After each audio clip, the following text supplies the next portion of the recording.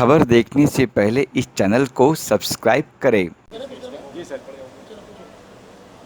जी sir, क्या कहेंगे sir, शतरंज की बात हो रही है, एज ए प्रोड्यूसर क्या कहेंगे इस फिल्म के बारे में?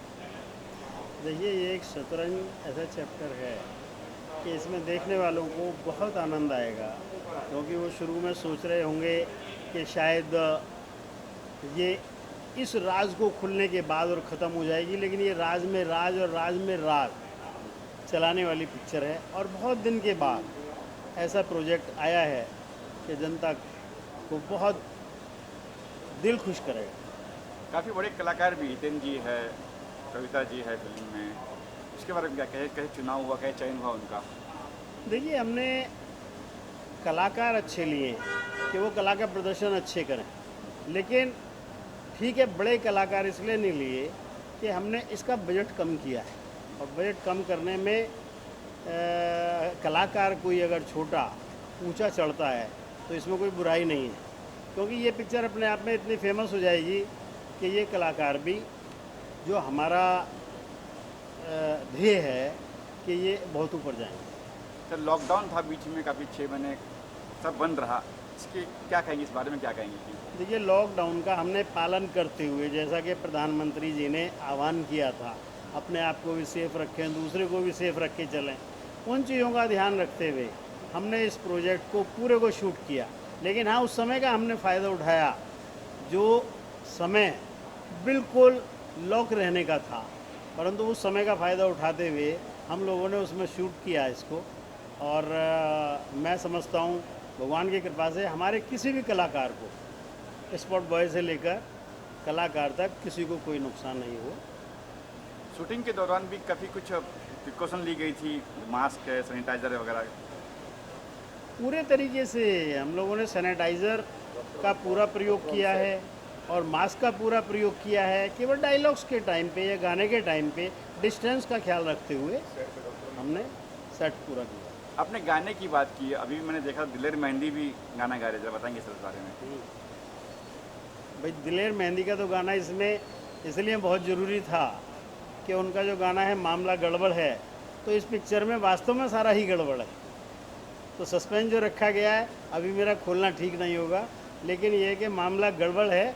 इसी से जब आप जो उत्साहित होंगे कि भी देखें क्या गड़बड़ है, तो वो आपके सामने आएगी। सर, कुछ आप रुचि रखते हैं पॉलिटिशियन में भी, जरा बताएंगे क्या कहेंगे पॉलिटिशियन जो आज चल रहा है, माहौल जो चल रहा है आज का, पॉलिटिक्स में, राजनीति जो चल रहा है, उसके बारे में आपका क्या क्या टेक है आपका, क्या? तो देखिए, राजनीति से तो ये बहुत दूर हट के है, तो इसलिए राजनीति के माहौल के विषय में मैं कुछ ना कहूँ तो अच्छा होगा। वैसे बिहार की राजनीति तो आपके सामने आ ही रही है कि इस समय ये पारिवारिक लड़ाई सी नज़र आ रही है, एक दूसरे के परिवार पर लांछन देने शुरू कर दिए हैं, जो नहीं होना चाहिए। एक तरफ मुंबई में भी काफ़ी कुछ घमासान हो रहा है, कंगना को लेके और उद्धव जी को लेके भी। हाँ, देखिए, मैं भारतीय जनता पार्टी का कार्यकर्ता भी रहा हूँ, जनसंघ के टाइम से रहा हूँ, और माननीय बाल ठाकरे जी का संबंध भारतीय जनता पार्टी या जनसंघ से बहुत पुराना रहा है। लेकिन आज की तारीख में जो भी कुछ हो रहा है, उसके लिए मैं तो सीट की लोलुपता के कारण कहूँगा, और इससे ज़्यादा कुछ नहीं कहना चाहूँगा। अच्छा, आप अभी कुछ मैं सुना हूँ कि प्रेसिडेंट बने हैं बाल भवन के, इसके बारे में क्या कहेंगे, किस तरह से हुआ? जी, ये एक ऐसी सामाजिक संस्था है जिसका नेहरू जी ने आधारशिला रखी थी। नेहरू जी के टाइम से चली आ रही है ये, लेकिन बाल भवन को काफ़ी, राष्ट्रीय बाल भवन को काफ़ी इग्नोर कर दिया गया था। इसकी कार्यकलाप बाकी काफ़ी ठंडे हो गए थे, परंतु पिछले 2-3 वर्ष से इसको काफ़ी उठाया गया है। और मेरा इरादा ये है कि बाल भवन को पूरे हिंदुस्तान में लोग जानें। मैं इस तरीके की इसमें बाल फिल्मों का भी आदान प्रदान करना चाहता हूं, और गाज़ियाबाद में जो फिल्म सिटी बन रहा है, उसमें एक बाल कला निकेतन का भी निर्माण करने का मेरा प्रोग्राम है। तो एज ए प्रोड्यूसर आप भी कोई बाल फिल्म निर्माण करेंगे वगैरह? एज ए प्रोड्यूसर आप भी कोई फिल्म बनाएंगे, वैसे सोचा आपने? हाँ, देखिए, मैं दिव्यांग बच्चों की ओर काफ़ी ध्यान देता हूँ। दिव्यांग बच्चों की 30 साल की मुझे सेवाएं हैं। मैंने जो सेवाएं दी हैं दिव्यांग बच्चों को 30 साल से दे रहा हूँ, और मेरा इरादा यही है कि दिव्यांग बच्चों की बाल फिल्में बाल कला निकेतन में गाज़ियाबाद में खूब ज़्यादा दिखलाई जाएं, जिससे लोगों का मोह हो।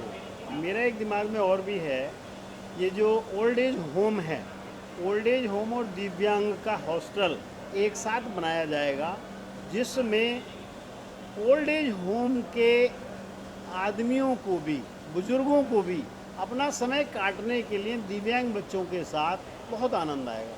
तो मेरा ये एक सपना है जो मैं गाज़ियाबाद में बनाना शुरू कर चुका हूँ। हो सकता है अगले 2-4 साल में इसका उद्घाटन भी हो जाए। सर थोड़ा हटके सवाल है, सुशांत सिंह के बारे में क्या कहेंगे सर? जो ये चला 4-5 महीने चला है, आत्महत्या, हत्या, फिर कहा गया आत्महत्या की थी, इसमें आपका क्या टेक है? देखिए, हर आदमी को ये पूरी स्टोरी सुनने के पश्चात ऐसा लगता है कि एक कलाकार किसी स्टेट का बहुत ऊंचा उठने जा रहा था, लेकिन कुछ कलाकारों को ऐसा लगा कि हमारी अहमियत कम ना हो जाए। तो इसलिए मैं भाई इतना ही कहूँगा कि इसको राज रहने दो, राज खुल जाएगा तो जाने कहाँ पहुँचेगा। फिर ड्रग की बात भी सामने आई और कहा गया ड्रग लेते हैं, कहीं कहीं बड़े नाम भी सामने आए और आज सब बंद हो गए। देखिए, ड्रग्स की आदत तो इसको डाली जा रही थी, ये पक्का है। और ड्रग्स की आदत पड़ने के बाद वास्तव में ये कलाकार नहीं रहता, ये अपने आप ही डैमेज हो जाता। लेकिन अपने आप डैमेज ना होने का ये थोड़ा बचाव रखता था, इसलिए इसको सुसाइड केस बना दिया, जो मुझे लगता नहीं, एक तरफ सरकार कुछ और कह रही है, केंद्र सरकार कुछ और कह रही है, सीबीआई कुछ और कह रही है, लगता है कि आपको कि कुछ ना कुछ हुआ है, गड़बड़ हुई है यहाँ पे? हाँ, इसमें पूरी गड़बड़ हुई है सर। और गड़बड़ इसलिए हुई है कि ये एक बहुत ही तेज़ी से उभरता हुआ कलाकार था और इसकी कलाकारी सबको पसंद आ गई। फिर आते हैं हम शतरंज पे आते हैं। दुष्यंत जी एज ए डायरेक्टर क्या कहेंगे उनके बारे में, किस तरह कैसे करें? नहीं, बहुत कर्मठ हैं, बहुत ज़्यादा वो, मतलब आप ये देखिए, रात को रात नहीं समझते, दिन को दिन नहीं समझते। यानी एक शूटिंग अगर तय कर ली है तो उसको ख़त्म करके ही सांस लेना है, चाहे कितना भी समय बीत जाए। और मैं समझता हूँ इनकी ये कलाकारी आने वाली फिल्म में रंग लाएगी और ये बहुत ऊपर जाएंगे, बहुत ऊपर उठेंगे। अपने फिल्म आने वाली फिल्म की बात की, आने वाली फिल्म भी कुछ साइन की है वगैरह, बताएंगे कुछ? और एक फिल्म लेके आ रहे हो आप लोग, कौन सी फिल्म है, क्या नाम है फिल्म का? देखिए, प्रोजेक्ट तो हमारे पास 2-3 हैं और जहाँ तक मैं समझता हूँ जो रंग बिरंगी हम लोग अपना प्रोजेक्ट लाने की सोच रहे हैं, मेरा डिस्कस भी हुआ है उनसे कि बहुत ही ज़्यादा हंसी मजाक की पिक्चर होगी। और ऐसे टाइम में, कोरोना का टाइम है, जब पिक्चरें कम आ रही हैं, जैसे शतरंज है, तो मैं समझता हूँ बहुत बड़ा व्यापार करेगी। और ये रंग बिरंगी जो है, ये हंसी मजाक की होने के कारण लोग बहुत पसंद करेंगे इसको। मेरा प्रोग्राम ये है कि नए साल के फर्स्ट वीक में हम लोग शुरुआत कर दें शूटिंग की, और कम बजट की फिल्म होगी लेकिन लोगों का बहुत मन लुभाव होगा। सर थिएटर्स की बात करो, थिएटर कितने, क्या प्लान्स किया आपने शतरंज के लिए? थिएटर कितने मिलेंगे, क्या? अप्रोक्सीमेट मैं समझता हूँ कम से कम 300-400 थिएटर को हम प्रोजेक्ट करके चल रहे हैं और हमें सफलता मिलेगी। Global Advertiser for innovative outdoor solutions. Global as a company, it has never compromised on its service quality and commitment.